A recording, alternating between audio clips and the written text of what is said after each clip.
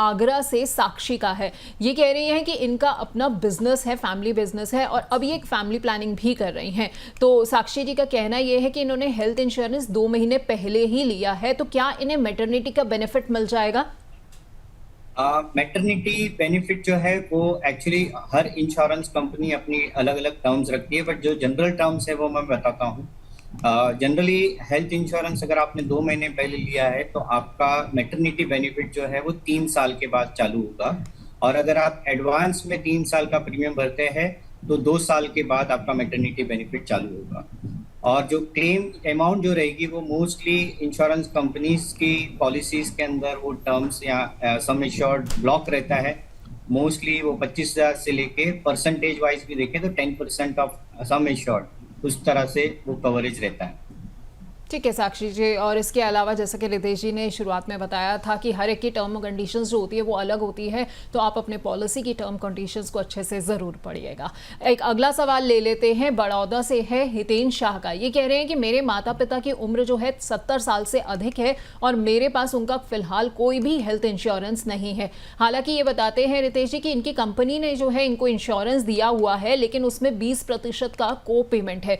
तो क्या अब जो है इस उम्र में आके इनके लिए, अपने माता पिता के लिए कि हेल्थ इंश्योरेंस लेना सही रहेगा कि नहीं रहेगा? जरूरी उनके पास एक हेल्थ इंश्योरेंस होना जरूरी है। 70 इयर्स की एज है फिर भी उनको इंश्योरेंस कवर जरूर मिलेगा। उनके अगर कोई भी प्री एग्जिस्टिंग कंडीशन नहीं है, हेल्थ का इशू नहीं है, तो उनको सीधा सीधा अच्छे से कवर मिल जाएगा। अगर आज को पेमेंट की हम बात करें तो आज कंपनी के अंदर अगर 20% है वो ग्रुप हेल्थ कवरेज रहता है। जब ये कंपनी अपनी जो भी कंफर्ट है वो हिसाब से अपनी कंपनी चेंज करती रहती है। मगर अगर आपने अपना अलग से कवर रखा, कहीं कोई जरूरत पड़ी तो वो काम आ जाएगा। तो जरूरी है आपके पास अपना खुद का माता पिता के लिए कवरेज होना चाहिए।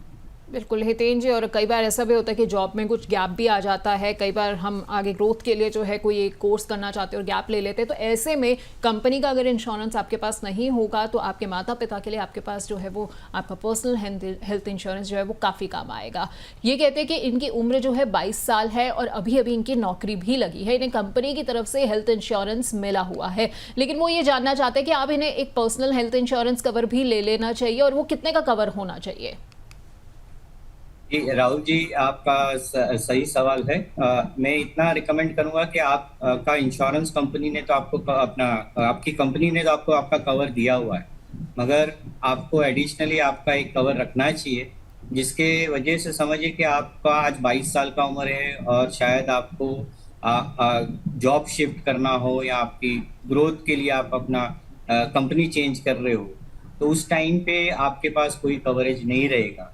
प्लस हेल्थ इश्यू जो है वो आपका शायद कंपनी का जो कवरेज रहेगा वो लिमिटेड रहेगा। और आप अपने हिसाब से, आपकी आय के हिसाब से आप अपना इंश्योरेंस रख सकते हैं।